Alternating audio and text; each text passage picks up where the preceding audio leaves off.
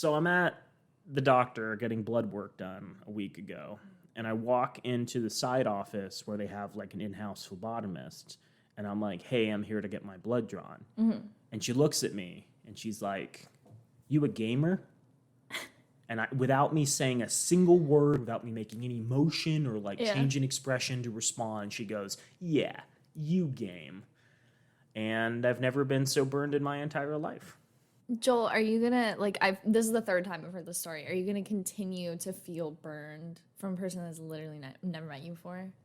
I feel that I have been pegged, and I'm not sure if it's an accurate. Sorry. That's it. We're ending. We're going straight into the podcast. Thank you, pegging. This podcast brought to you by pegging.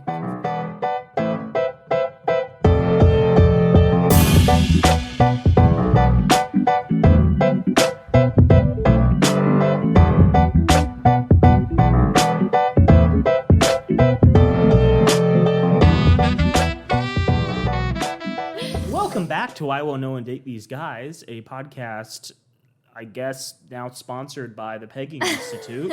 I'm Joel Guy. Institute of America. I'm Naomi Guy. And we talk about sex, dating, relationships. Mostly we complain about a lot of things. But sometimes we have genuine insights, and that's cool. You know, in this dark, dark world, it's nice to have a reprieve. It's nice to have a place where two siblings can just get together and riff and talk about related? Nothing. Like a Seinfeld episode for your ears. That's right. I've been Kramer the entire time. Isn't Seinfeld for your ears? You're dead to me. Naomi, I think we're back for the final part of How Not to Die Alone. Oh, God. If I stretch this into 5, are you going to kill me? A little bit, yeah. Boy, you know, I'm now realizing how aggravating it is when I have book reports. And frankly, when I have like a 5-part book report, I should probably just read it to myself and then insert like an AI voice of Naomi, like, wow, you don't say. Incredible.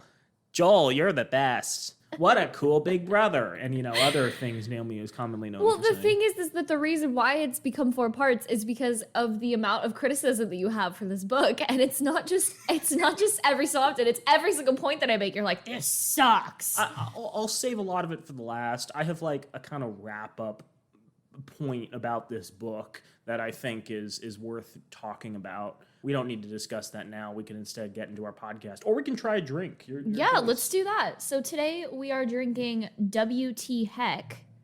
What are we, Mormons? Yeah, that's true. Waffles and syrup flavored for the discerning drinker. I am a discerning individual. Cheers. I don't know about a drinker. It just tastes like syrup. It does taste. It's pleasant. It's not like horribly sweet, but it does have that like very artificial syrup flavor. Yeah. I was hoping for more waffles. Like yeasty, bready notes, and that's just not there at all. Maybe I'm expecting too much from my liquids. Yeah, you are. It's palatable. I wouldn't really buy it again. It just tastes like you put syrup and water and mixed it. It's like watered down syrup. I feel this would be an interesting ice cream, or like. I had recently a pecan pie flavored ice cream that I thought was phenomenal. And I think this with like some nuts mixed in would be really good. What brand was your pecan pie? I don't know. It was on sale at the grocery store, and you know me. You know what? I think that it'd be really good, like this ice cream flavor, but you put those like waffle cookie, like chunk of waffle cookies in there. Yeah. The ice cream I had little bits of pie crust mixed in, and that was an inspired choice. Okay. So Naomi, how not to die alone. Yeah, final We've part. Talked about how not to die, and now we're going to talk about the alone part. She didn't even touch on how not to die. That's a good point. Yeah. You know, for a book about how not to die alone, you'd think there'd be more about like not dying, like, hey, don't stick forks. At least just like one point, like don't, drive over a cliff or like. But given like how likely it is that people are going to be murdered by their significant other, maybe she's like, this is a book about how not to die alone, but it is also a book about how to die due to injuries inflicted by a partner. Right there. Yeah, exactly. Mm-hmm. She should have written this book with why does he do that? And then just like combined the book. Our favorite author, why does he do that? Brother of W.T. Heck. W.T. Heck. So in the last couple episodes, we talked about, how not to die. No, I'm just kidding. We discussed, she breaks this book into 3 separate parts, and I'm extending it into 4 because we kind of, have to fill in the parts where Joel's being negative. But in this part, we're talking about the final part, the final last section of the book, the 3rd section, which is like how to move on after, not how to move on, but like how to move forward in a relationship after you've gotten serious with someone. So in the first couple of parts, we discussed how to get back out there. We discussed how to actually date. And this part, we're discussing like what to do in a serious relationship. So in this part... Hopefully your partner, am I right? Get out. I'm doing this episode alone. So she starts off this section, and I'll just briefly go back to the first part of the section, which is getting serious. She discusses decide, don't slide, which is, actually discuss things with your partner in the sense of, in this economy specifically, a lot of people have moving in with their partners because it's a good financial decision. And that would be an example of a slide.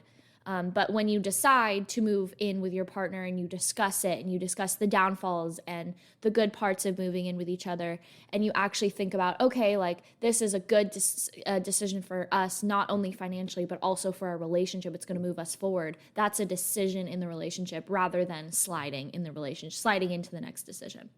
So the next section that she goes over is stop hitching and stop ditching.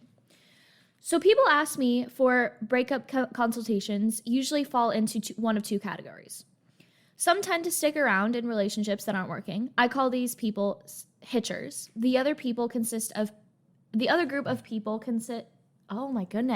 I cannot read today.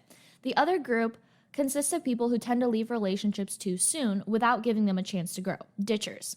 Of course, you may fall somewhere in the middle on the bad breakup behavior spectrum, the BBBS. I'm okay.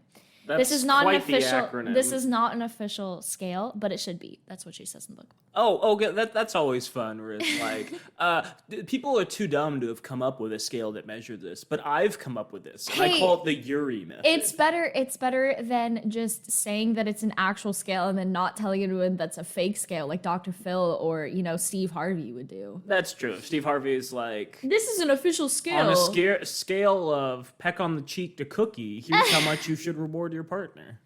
These tendencies wax and wane depending on who we're with, what's going on in our lives, and many other factors. So that's the definition of hitching versus ditching.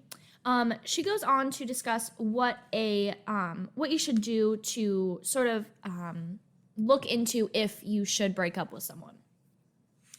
So there's a list of questions that she asks, but the first one that I want to ask is take a wardrobe test. So you want to figure out if you're a ditcher or a hitcher.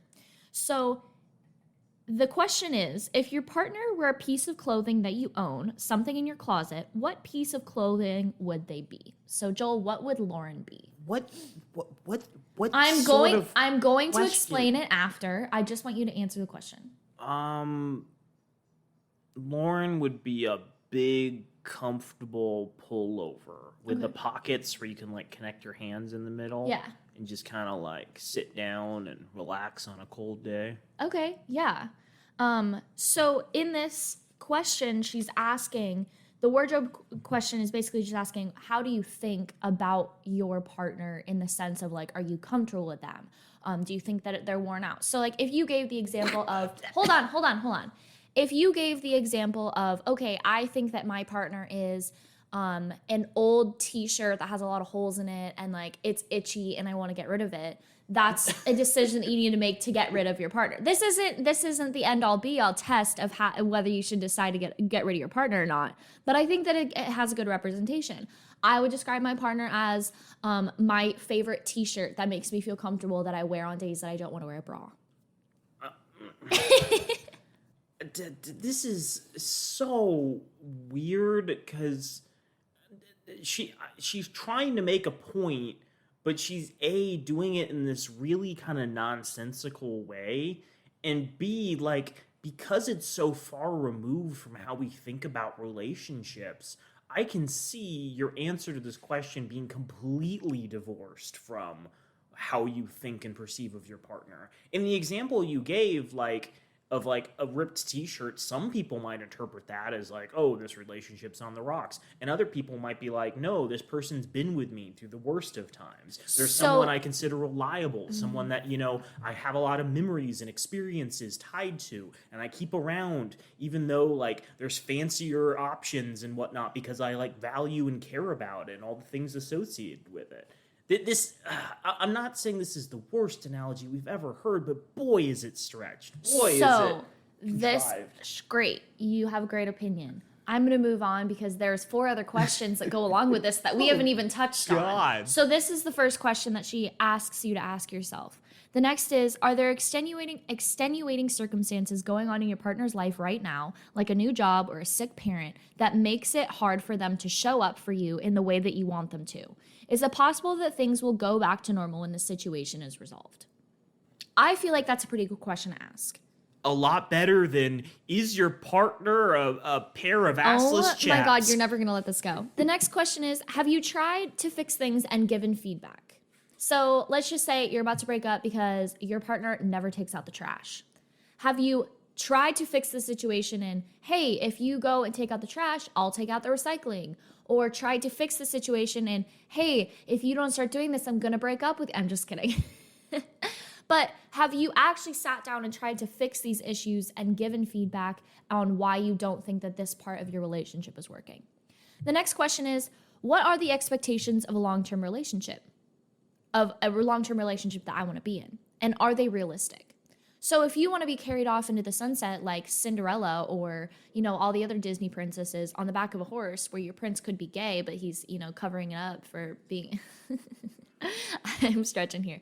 But are they realistic? Are you going to have the partner that you want if you're not, you know, communicating to your partner, hey, I want flowers every single week. Hey, I don't feel happy when you snap at me really quickly when we're in a argument.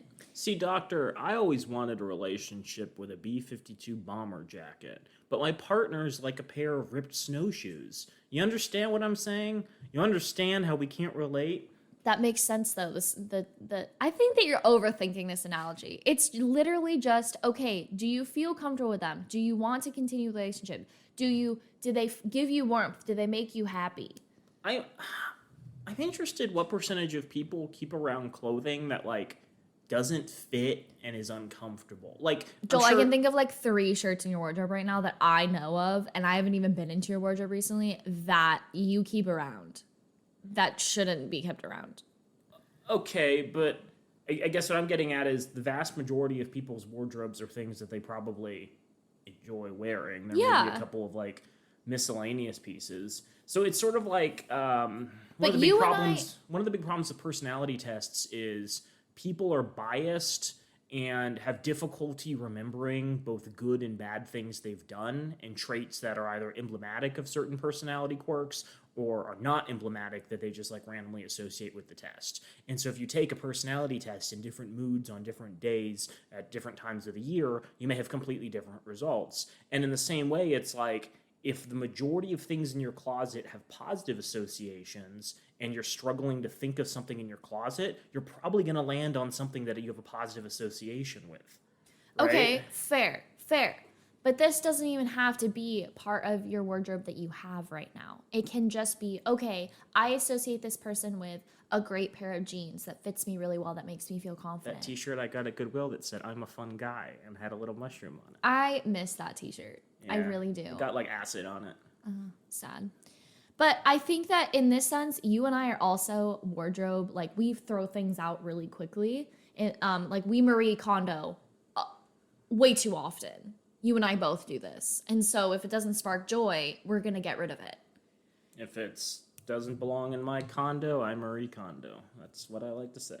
Okay. The last question that you ask is, finally, it's time to look at yourself. You are just as much a part of this conversation as your reflection on your partner is. Are you bringing your best self to the relationship? Are you doing everything you can on your end to make it work? Can you work on being a more generous, present partner? Okay, I get where she's coming from. Okay.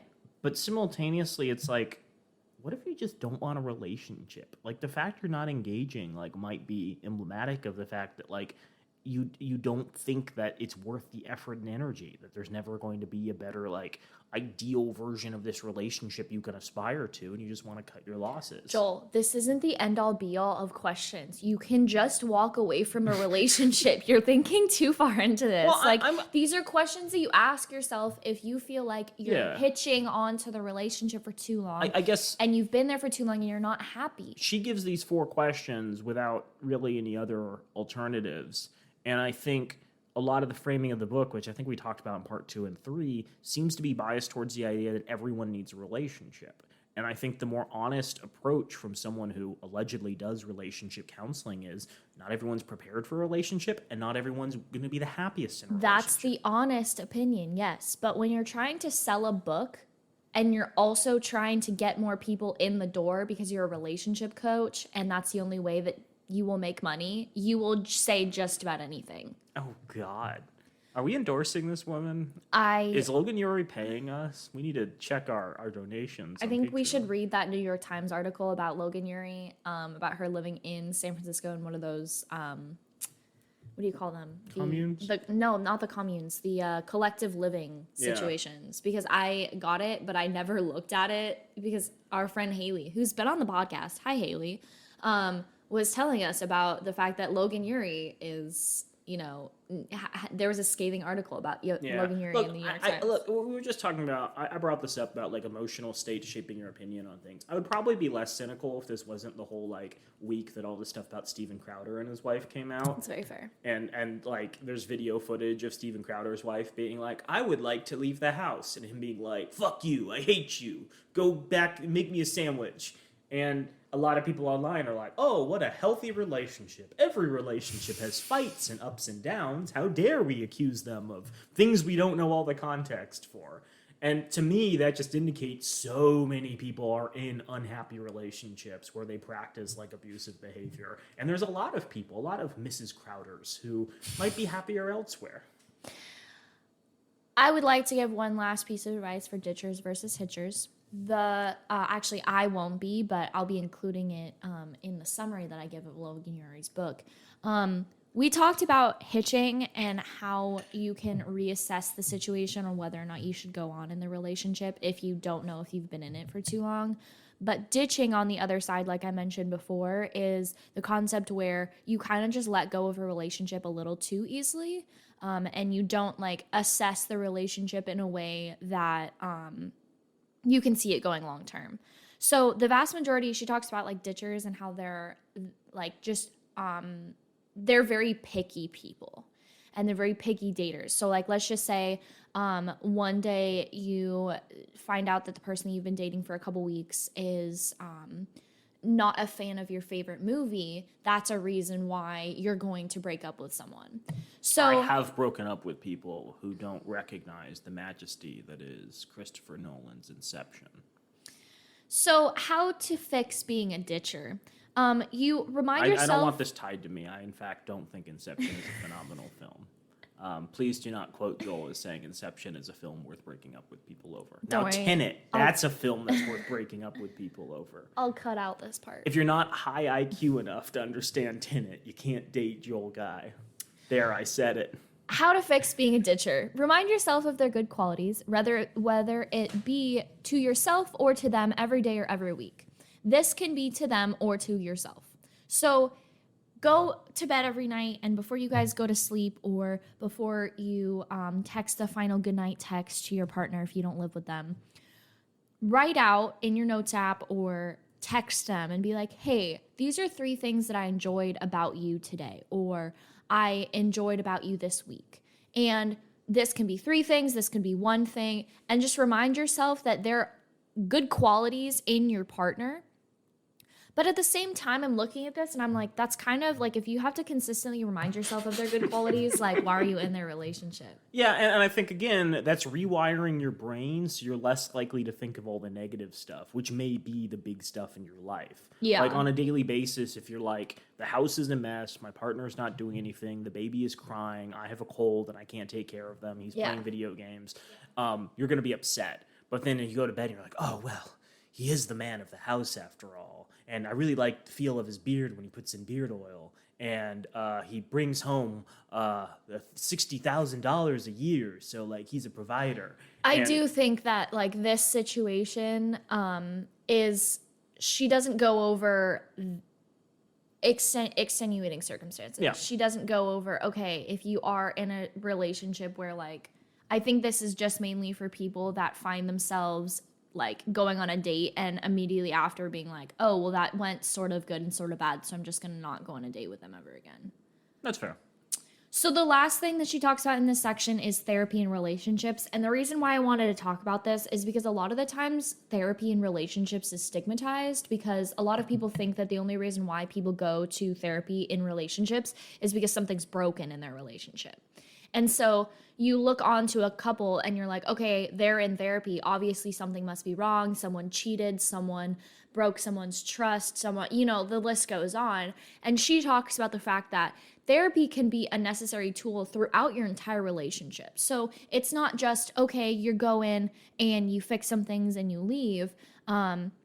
It's more like you have this tool that you can use if, you know, you can pay for it, where you talk to someone and get a third party's perspective on it, a professional third party's perspective, because we've all been victim to going to our single friends and asking them for advice and then being like, get rid of them, have a hot girl summer. You know what I mean? This is why I don't talk to single people when I'm looking for relationship advice. But like, you go and you talk to someone and you fix these issues with a third party if necessary. And she's trying to just show that therapy in relationships is not all, it doesn't have to be a bad thing. It doesn't have to be a last resort, because the vast majority of time, she says, is that when people start thinking therapy is a good idea, the relationship is already gone. Well, I guess then that begs the question, if you're in what you consider to be a healthy relationship, A, why would you go to therapy? And B, how do you broach that conversation? Like, I think there's people in healthy relationships who would benefit from therapy. I don't disagree with that. My question is, like, how do you go to your partner and are like, I think we're not good at spending time together during the weekends. We should go to therapy for that? I think that is based off of the couple and what they define as something that needs to go to therapy for. So in the book, she talks about like how stigmatizing it is, because the vast majority of people just go when things are like too far gone to fix. And I think that if you decide, okay, hey, like we're having issues in our sex life, or like, hey, we're having issues in figuring out who's going to do what around the house, or you're having issues with being a parent even though we just had a child together. Like, those issues are something you go and talk to with a professional, but also you need to figure out as a couple whether or not therapy is going to help in that situation, or if it's just going to be like, okay, we're talking to a third party and this is too far gone, we're just going to call it. Fair. So she talks about in this last part how to make a breakup plan. And I think this is interesting because I like how that comes right after therapy. Yeah. Okay, therapy's failed. What next? Because a lot of people don't really like think about a breakup. They're just like, oh crap, I have to do this. It's going to be really awkward. They come up with like, some people come up with like really shitty excuses. Some people, you know, like actually sit down and talk to their partner about like breaking up. But she says that there's a couple different parts that you need to bring together, because the vast majority of people just need to like get a good plan before they talk to their partner. So the first thing is record your reasons for wanting to break up, whether this be, on your cell phone or you write it down in your notes app. Then you make a plan. So you set a clear deadline and commit to a specific and thoughtful time for the conversation. Don't do it on their birthday. Don't do it on, a trip. Set a deadline and commit to it, in the sense that like, don't chicken out. Don't be the person that like puts it off for way too long, and then they obviously know that something's wrong, and then you guys have to have that awkward conversation. Set a deadline, commit to it. Create a social accountability system with a friend. So have your friends hold you accountable, in the sense that like, make sure that you hit that deadline, and make sure that you're, going out and not sitting at home crying. Have the conversation, but don't have sex. So a lot of people have what is called, and it's a term, breakup sex, where, you know, you just want to have sex the last time with that partner, feel close to them one more time. She says don't have sex. It's just going to confuse the situation. Make an immediate post-breakup plan for yourself. So pick up a new hobby, go on a vacation, make friend dates, go on nice adventures with friends, etc., etc. Create a breakup contract with your ex. So you can't see each other for this long after the breakup to ensure no backsliding and give time to heal. Change your habits to avoid backsliding, and don't be the nice breakup person. I see this all too often in my friends. They'll break up with someone, they'll be like, well, we can still like hang out and like we can still, you know, be just as close as we were like when we were together. And you don't need to do that. Like, if you don't ever want to see this person again because they cheated on you or they lied to you, or those are, you know, crazy circumstances, but you don't need to be that person where you need to sacrifice your boundaries in order to break up with someone. You don't need to be nice about this. You can just move on. You can just say, hey, look, I don't see myself being friends with you in the future. I don't see myself getting back together with you in the future, and just move on. You don't need to be nice during a breakup. The next tip that she gives is to reframe your breakup as a gain and not a loss. So you focus on the positives of the breakup.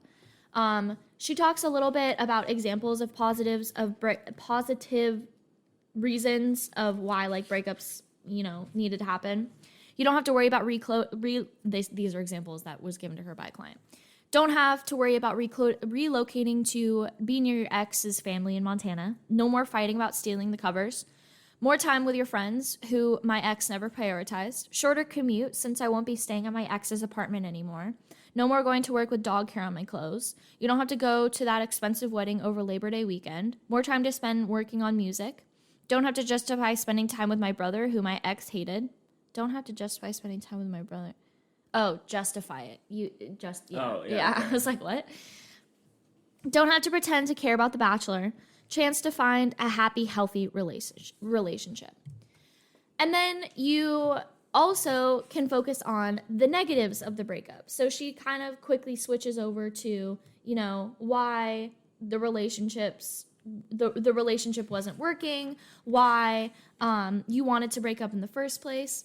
But you kind of think about also the negatives that were in the relationship as well. So think about like, okay, well, I won't have someone that makes me feel safe in my bed anymore at night. Like, I'll have to buy a gun because I live in a shitty neighborhood. All these things are kind of negatives of the breakup.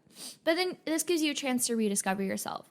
You think, okay, what were things, if there were so many like positives of the breakup, what were some things like that I can do on the weekends now? Okay, cool. I can go out with my family that my ex hated. Okay, I can see my friends that I haven't seen in a while because I was prioritizing my relationship too much. I think the negatives are helpful because it also helps you identify what traits you're looking for in a future partner. Yeah. It's like, I'm going to miss all these things from this relationship, and those are the big ticket items that I would like a future partner to have. Yeah. Like, you know, without the weird obsession with Christopher Nolan's magnum opus. Oh my Tenet. God. I want to backtrack a little and just talk about that first part, which is like trying to articulate why you're breaking up with someone. And jumping back to the whole like Steven Crowder thing, which for our audience who may not be familiar, there's a right-wing internet influencer named Steven Crowder who's getting a divorce from his wife. And I don't know where this video came from, but some security footage from their house came out with him like just actively berating her. She's many months pregnant and is, I think, asking to not like have to give the dog medicine because she's afraid it's going to be toxic to a developing child. And he's like, oh, I just wear gloves, don't worry about it. And she's like, can I use the car to go places? And he's like, no, I'll go. And a number of people online are pointing out how these are all like minor things that add up collectively to like abuse. Yeah. Like any of these things on their own seem pretty innocuous, but then you start looking at the larger patterns where it's like, okay, we're a single car household. That's not because we're environmentally friendly or because we can't afford a second car. He makes, $50 million a year or something insane. Jesus Christ. Oh, it pays to be, in that circle. But yeah, it's not because they can't afford it. It's because you're trying to isolate your significant other away from friends, family, general interaction with the outside world. So I guess my problem with this advice is sometimes in abusive relationships, it's going to be really difficult nailing down the problems you have because it's all like relatively minor, innocuous things that add up to this like larger pattern of villainy and abuse. Yeah. And I think abuse victims in particular are going to have difficulty identifying certain things as abuse just because it's become so like second nature to them. It's become a part of their day to day. They don't even think of it as abusive behavior. They think of it as like, well, I am the woman of the house. I need to be doing these things. Yeah. So it's not bad advice. I just wish there was a little more help where maybe she could list some behaviors that might be common red flags that people can say, oh, other people have issues with that. Maybe I should have an issue with that. Well, yeah, I think that that's a really good point. I think Logan has a very optimistic view on relationships. She seems to think every relationship can like peacefully end and that it's no big deal to break up with someone. And the whole idea of a contract with your partner seems ridiculous. What percentage of breakups do we think are done like where both people like shake hands and are like, yes, I am unhappy to depart, but I feel it is for our respective better. Huzzah! Yes, I don't think that happens. I mean, I heard some stat, I need to go check the veracity of this, that like the vast majority of divorces are initiated by the woman partner. It's 70%. Yeah, so you'd think that like there's common behavior in men that makes women desire to like not be in relationships with them anymore. And it makes me wonder, for how many men is this like something that takes them completely by shock? Something they adamantly oppose. I mean, obviously, divorce is a huge industry in our country. People spend tens of thousands of dollars to get the better living arrangement, or possession, custody of their ex's pets, or possession of a house, anything to inconvenience their partner. So I would assume there's a lot of raw, feral emotions involved in like a variety of breakups, and to paint this as like something that you can do a contract with your ex seems a little naive. Okay, but isn't a divorce just a contract?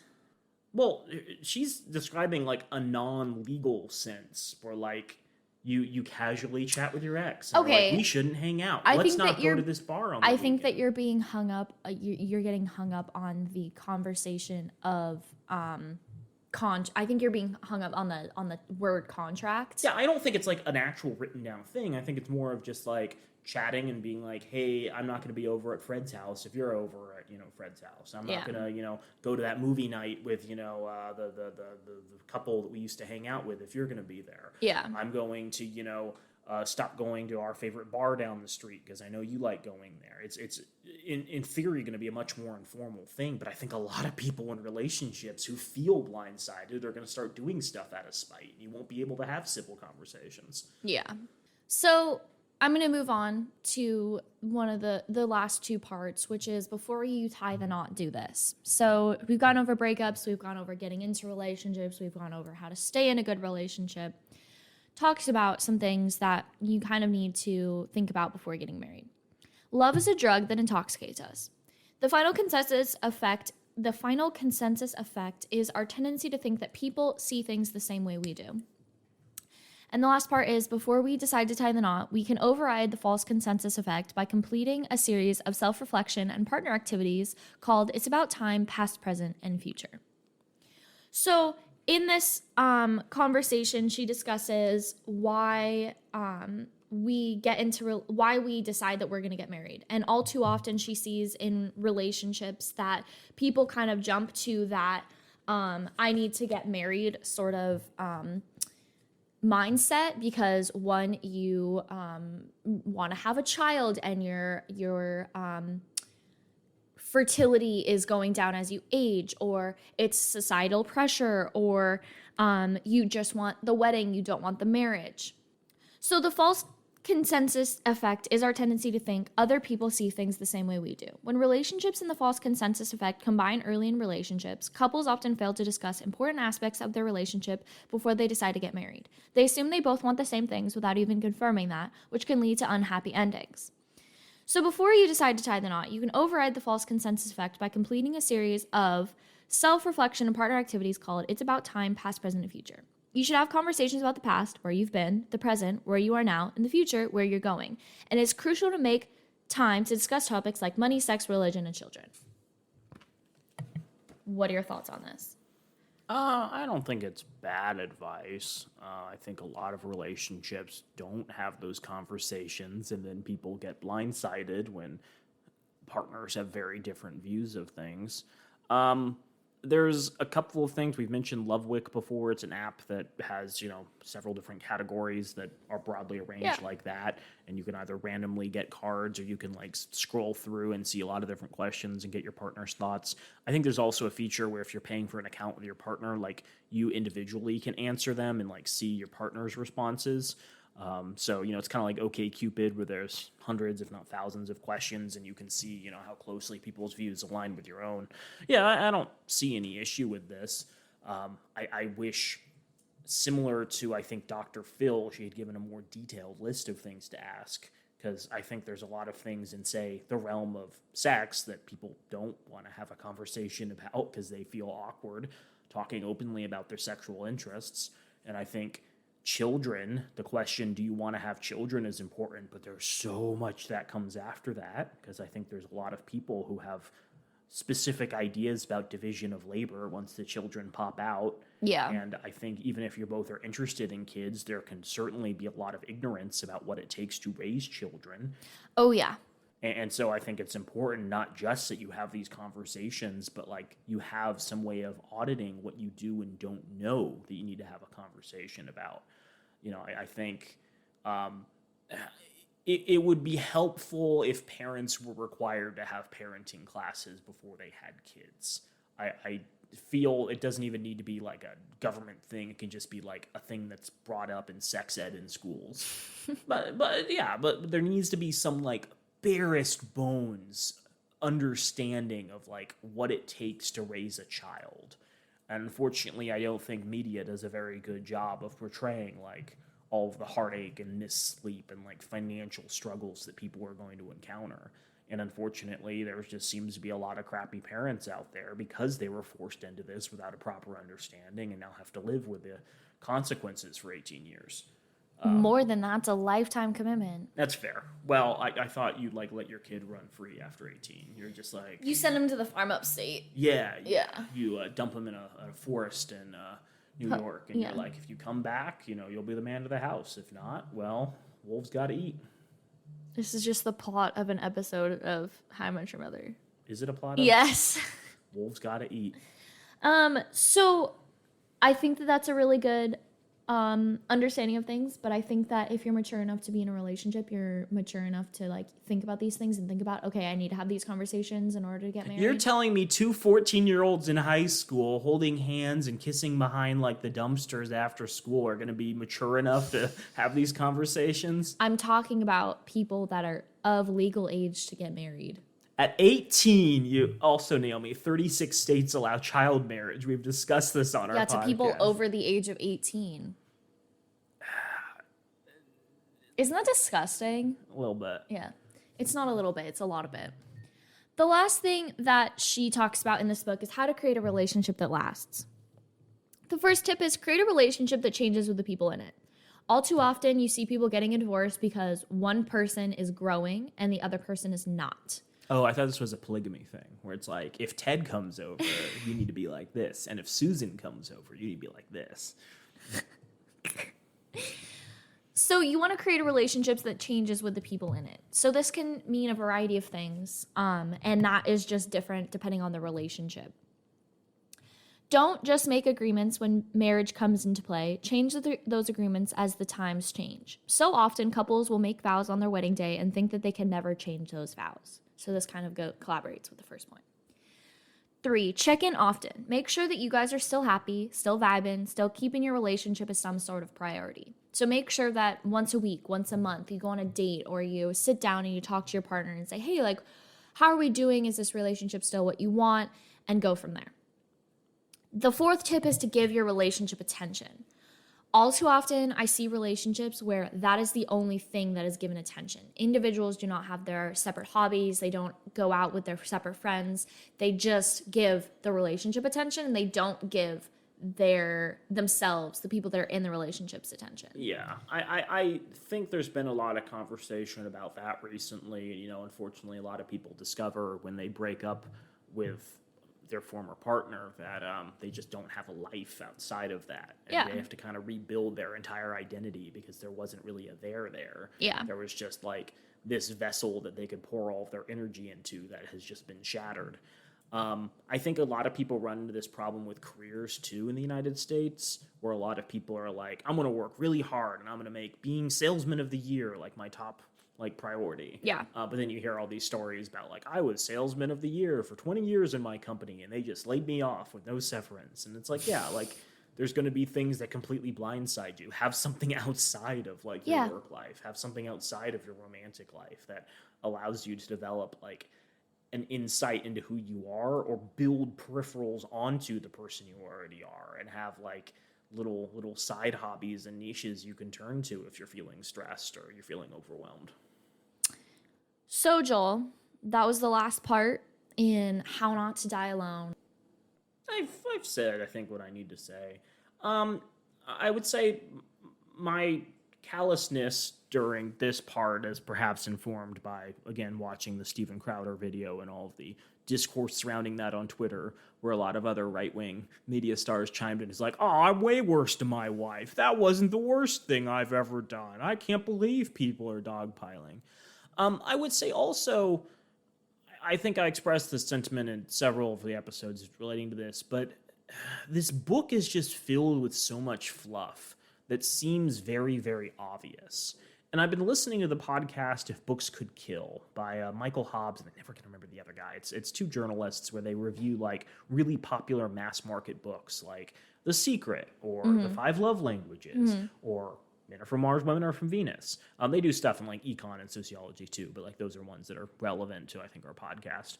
And one of the things they discussed in their most recent episode about the Five Love Languages was so many mass market books have like a very, very simple idea at their core. And their idea is so simple, they can't write a book that's just that idea. There just isn't enough content. Yeah. And so they have to come up with a lot of like nonsense fluff to justify people spending 15, 18, 20 bucks on their book. And I think we've seen this several times, the exception being Dr. Phil, where I think like, even though I disagreed with some of the advice, like it was pretty constructive advice across the board. Like it was filled with like what I would consider to be genuinely helpful ways of thinking about a relationship.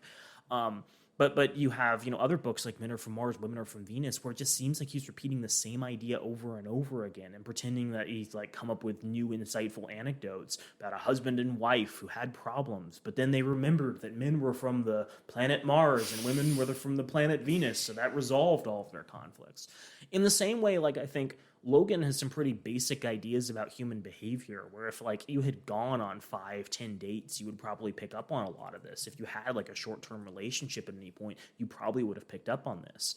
And then in order to justify selling this book, she has to add another 150 pages where she breaks it down as like excruciatingly slow as possible to be like, and this is relationships. A relationship is when one individual forms a commitment with another individual, and those people sometimes can be male and female, sometimes can be female and female, sometimes can be non-binary and non-binary. Isn't that exciting? Oh my God. And I just find it frustrating because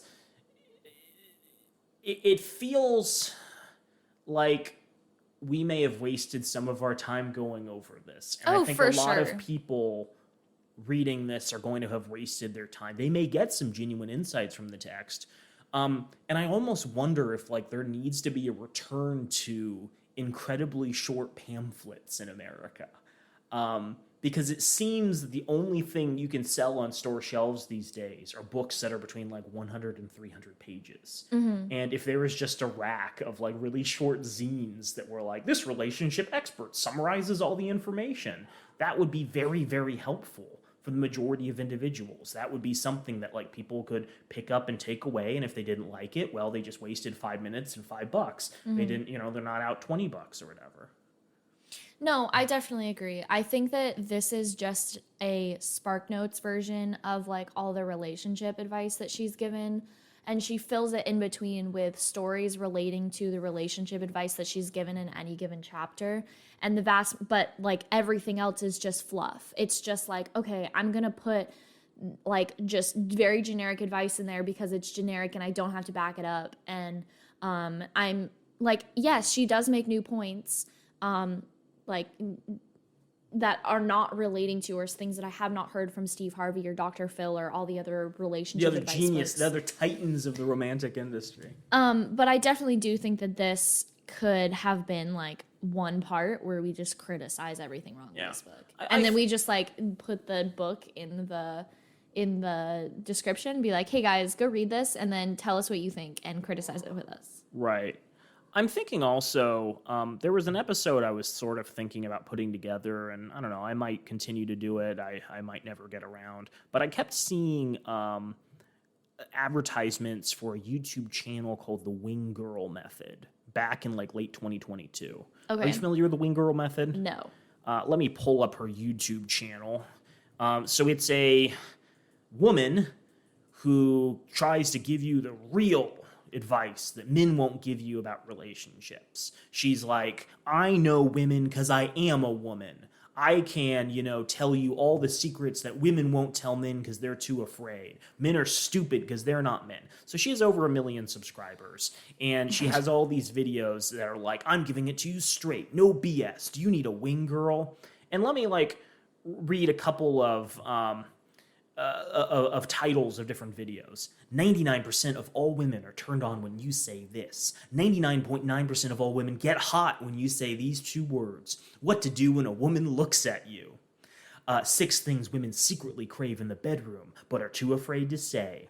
What it means when a girl looks at you. How to sexually escalate and talk dirty to women. Number 1 sex technique women beg for, with 5 tips how to do it right. How to get a younger woman's attention. Truth revealed, younger women prefer older men. How to playfully tease a woman. 13 things women secretly want men to do. So all these videos have giving me the ick. Hundreds of thousands of views. And she's put together this career of I sell, this videos advice. Oh my God, she has 632 videos on her YouTube channel. And the problem is,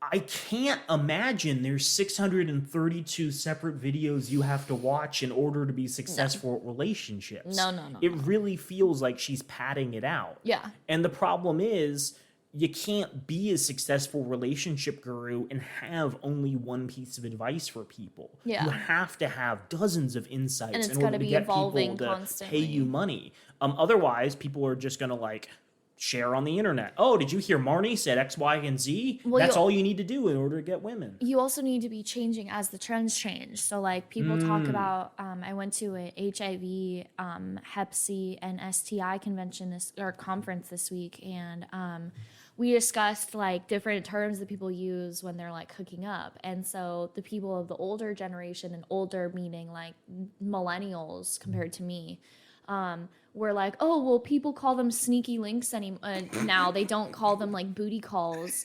And so you need to be aware of that and be constantly changing okay, your terminology as well as your advice when it comes to these situations, because your advice from 10 years ago is outdated now because of the effect that social media and dating apps have had on dating. It's a totally different world out there. Sure. Every single day. But I think you're talking about 2 different things, because on one hand there is certain knowledge about how to use different dating apps, what expectations are in different dating apps, and how to utilize technology in order to get and maximize dates. Yeah. That's one thing. That's practical knowledge that can change with the times. But then I think there's another pool of knowledge that's pretty generic, which is how to talk to people, how to not be a creep, how to approach people and ask for consent, how to be a good partner. And I think that stuff stays significantly more constant. I think maybe throughout human history, the expectations have been pretty different. But if you want to be a decent human being, you don't need 50 videos to teach you how to do that. And the problem is, a lot of the advice is not, here's how you use Tinder to maximize your, swipes by women. Yeah. It's, here's how you use language to hypnotize, snake charm people into falling into bed with you. And that's not helpful. Your advice is either incredibly simple, which isn't marketable, or incredibly complicated and makes relationships out to be these absolutely impenetrable things so that you can make money off this. Yeah. Anyways, we're writing a book. Yeah. No, and I think we've talked about this. There is an opportunity for a dating advice book in this market, which talks, I think, a little bit more about some of the changes in dating and how, a lot of people probably wouldn't be happy in a relationship or would be better off joining a D&D group. Like I've told you that I think a good name for the book would be like, you don't need a relationship, you need a DM. Yeah. And in the same way, I think, you could have a book structured around like 6 to 8 insights into dating. I think, a lot of people have questions about, what is loneliness? What's that like? What, is the deal with like dating trans people, and how does that differ than the deal? How do you navigate different dating apps? How do you balance multiple dating apps at once? How do you get people's interest, and what's like the proper etiquette around like when to consider something official and when to consider something casual? Like these are all questions that I think people would like to know more information about, or maybe don't even know they would need more information about. But they're things that would benefit a lot of people who are currently struggling in our difficult dating culture. Yeah. What's not helpful is being like, well, here's the Logan Urey school of thought, popularized by me, a Harvard-educated woman who has her doctorate in seduction and holding hands with people. That's right. I think she's Harvard-educated. Some Ivy. I bet Marnie, the wing girl method woman, is Harvard educated. Oh my God. She has the credibility. Because Harvard is the end all be all of education. If you don't go there, you basically don't have a degree. I am making fun of Marnie, but I do know the 2 words to pick up any woman, and I used them on Lauren, and it worked. So, what is it? Oh, I can't tell you. Oh, okay. I have to watch the videos. No. It's only for men. Only men can watch these videos. If women were to find out the dark secret truth. What about lesbians? Yeah, it works on them too, but it's too powerful. If they had that, there would be no more heterosexuality. Damn. It would cease to exist as a concept. I'm thinking a lot, we may have brought this up before, but one of my favorite movies is Paul Thomas Anderson's Magnolia. Mm-hmm. And one of the characters in this film is Tom Cruise playing this like super skeevy male pickup artist. And it's one of, I think, Tom Cruise's best roles. Tom Cruise has this like evil energy behind his eyes and really gets to channel it in this film. But he has all these like 90s infomercials that they recorded for the movie, and he has all these like catchy expressions. He's like, you gotta respect the cock, ladies, you gotta respect it. And all these men in the audience, these like schlubby balding guys are like clapping and cheering. It's the same as like modern incel culture. The only difference is he doesn't have a podcast, just release all of his stuff on like cassette tapes and VHS.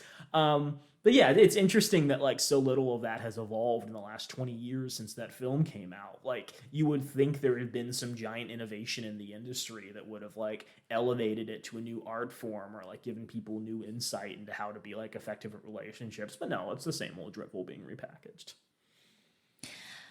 Anyways, on that note, is there anything you would like to say to wrap up this episode? I want it to be known I'm not actually a big fan of Inception. Tenet's an okay film. God. I would say if you want to get really obsessed with a film, Magnolia is a good place to start. Okay. It's got incredible acting performances. Yeah. It's got Philip Seymour Hoffman, who I'm a big fan of. Mm-hmm. It's got who's that redhead lady? Julianne Moore. Julianne Moore. Okay, Julianne Moore. Julianne Moore. I think she's in the film. She does a really good role. All the cast members just start singing in a musical number like 3/4 of the way through the film. It's got a pretty straightforward plot and some really like powerful music and dialogue that reinforces some concrete themes of like isolation and family and hopelessness, and is a really impressive follow-up from the guy whose previous film was all about the porn industry and how cool and depressing it is. Yeah, I don't know. Naomi, thank you for informing our audience about how not to die alone. Joel, thank you for criticizing every part of it. I enjoyed this time that we spent together. Yeah. We need to come up with an expression. It's not Debbie Downer anymore. It's like Jun Happy Joel. Jun Happy Joel. Yeah. Have a great week, everyone.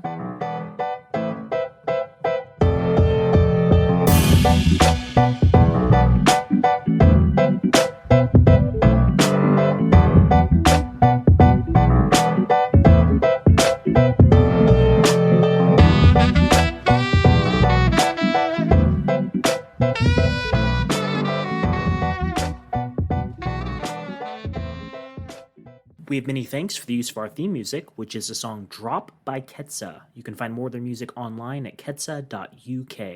You can also find Date These Guys online on Twitter and Instagram at @DateTheseGuys or visit datetheseguys.org. If you have questions for the podcast or want to be a wealthy sugar parent, please send an email to datetheseguys@gmail.com. If you'd like to support our work, please consider becoming a patron at patreon.com/datetheseguys. We have behind-the-scenes information, early episode access, participation in polls, and exclusive access to a guy sibling map of date ideas for the Arizona area. Since the world sucks right now, we are currently donating all Patreon proceeds to trans organizations like the Trevor Project, a trans suicide prevention organization, and moving assistance funds for those fleeing states outlawing their very existence. Please consider becoming a member and supporting our work today.